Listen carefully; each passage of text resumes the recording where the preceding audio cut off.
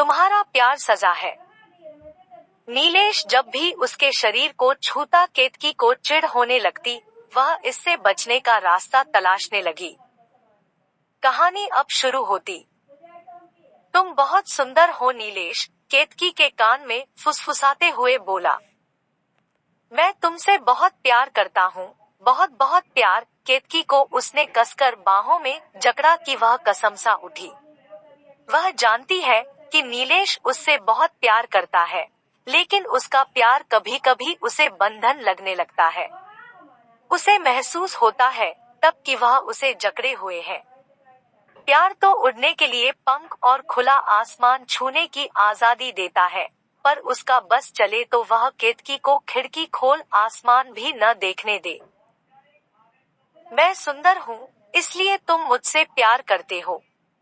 यह बात मैं जानती हूँ। उसकी बाहों की कैद से स्वयं को छुड़ाते हुए वह बोली। उसका दम घुटता है अब नीलेश की बाहों में। प्यार नहीं, बल्कि वह उसके मालिक होने का एहसास कराता है, जैसे कि वह कोई बंधुआ मजदूर हो। तुम कितनी बार बता चुके हो कि बहुत सारी लड़कियों को रिजेक्ट करने के बाद तुमने मुझे पसंद किया था। हर लड़की में तुम्हें कमी नजर आती थी, न जाने मैं कैसे पसंद आ गई। हालांकि मुझमें भी तुम दिन रात कमियां गिनाते रहते हो। केतकी के मन कर रहा था कि वह नीलेश से कहे कि वह खुद अपनी कमियों पर कभी ध्यान नहीं देता, पर चुप रही। कहाँ कुछ बोल पाती है। बोलेगी तो वह मारपीट पर उतर आएगा, गालियां देने लगेगा। उस क्षण जब वह क्रोध में पागल होता है तो कितना विभत्स लगता है। वह सुंदर है, स्मार्ट है और बहुत गोरा भी। काले घने बाल हैं। चेहरे की गढ़न ऐसी है कि उसे देखते रहने को मन चाहता है।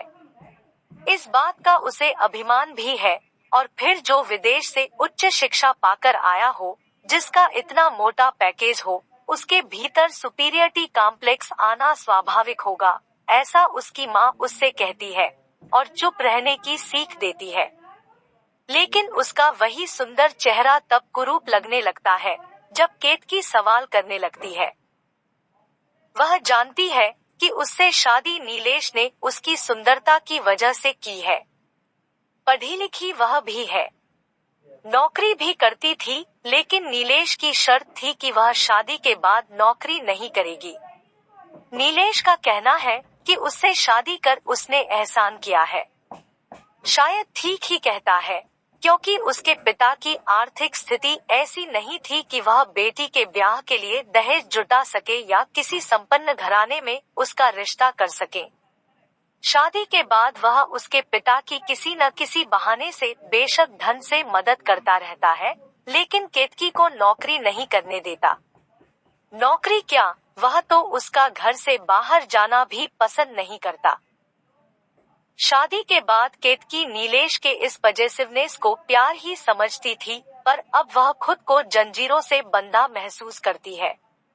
नीलेश का प्यार अजीब है। वह नहीं चाहता कि कोई उसे देखे, उसकी खूबसूरती की तारीफ करे। वह अपने दोस्तों को घर नहीं बुलाता, उसे बाहर पार्टियों में नहीं ले जाता। अगर कहीं जाना पड़ जाए तो हर समय उसका हाथ पकड़े रहता है। यहाँ तक कि घर के बाहर टहलते हुए उसका हाथ पकड़े रहता है। लोगों को लगता है कि कितना केयरिंग और प्यार करने वाला पति।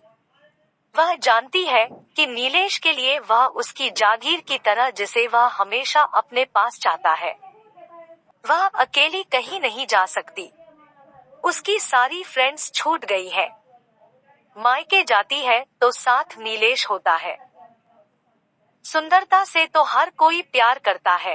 नीलेश ने उसकी बात का जवाब देते हुए बेवजह ठहाका लगाया। तुम मेरी हो, सिर्फ मेरी। तुम्हें तो इस बात से खुश होना चाहिए।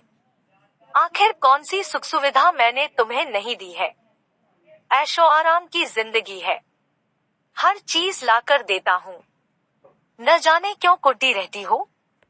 इस तरह रहोगी तो रूपलावण्य सब नष्ट हो जाएगा। केतकी के गालों पर उसने बेशर्मी से चिकोटी काटी। प्यार एक एहसास है, सुंदरता से उसका कोई मतलब नहीं है, वह चिढ़ते हुए बोली। है क्यों नहीं? जब मैं तुम्हारे रेशमी जिस्म को छूता हूँ तो उस हर पल का मजा लेता हूँ। तुम्हारे कोमल शरीर पर मेरी अंगुलियां जब फिसलती है तो लगता है कि मैं किसी धुन को बजा रहा हूँ। गजब की चीज हो तुम केतकी, इसीलिए तो तुम पर मरता हूँ। नीलेश के शब्द केतकी के मन पर हथौड़े की तरह पड़ रहे थे। बेडरूम में वह उसके लिए मात्र एक जिस्म है, तभी तो उसकी छुअन से केतकी को लगता है मानो असंख्य कीड़े उसके शरीर पर रेंग रहे हैं। उसकी अंगुलियों का स्पर्श उसे एक लिजलिजे एहसास से भर देता है। वह निस्पंद लेटी बस उसे अपने ऊपर हावी होते देखती रहती है। कैसे कर सकता है कोई ऐसे इंसान से प्यार?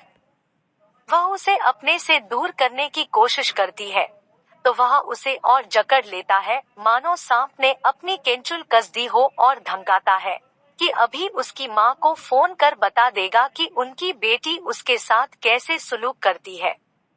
वह नहीं चाहती कि उसके माम पिता परेशान हो, इसलिए बेजान सी लेटी रहती है। अपने माम पिता के कारण वह कहीं भागकर जा भी नहीं सकती। न जाने तब नीलेश उनके साथ कैसा व्यवहार करे। कई बार उसका मन किया कि आत्महत्या कर ले, लेकिन नहीं कर पाई। वह अभी कौन सा जी रही है? हर रात तो उसका मर्डर होता है, बिस्तर पर उसकी भावनाओं के साथ खिलवाड़ किया जाता है। उसकी मर्जी पूछे बिना जबरदस्ती की जाती है। चाय बनाकर लाती हूँ, वह नीलेश के पास से हटने के बहाने ढूंढती रहती है। मुझे नहीं पीनी, वह उसके होठों को चूमने के लिए उस पर झुकने लगा। मुझे पीनी है, कहकर वह तेज कदमों से रसोई की ओर बढ़ गई। सिंक का नल खोल दिया उसने ताकि आवाज बाहर न जाए। जोर जोर से रोने लगी केतकी। शायद ये आंसू ही उसकी नियति है। उसकी सुंदरता उसकी सबसे बड़ी दुश्मन बन गई थी। काश वह सुंदर न होती, काश उसके पिता गरीब न होते, काश नीलेश के व्यक्तित्व, पैसे और ओहदे से उसके पिता प्रभावित न हुए होते तो आज उसकी इच्छाएं यूं मर न रही होती। उसकी भावनाओं को छलनी न किया जा रहा होता। वह रोज मरती है।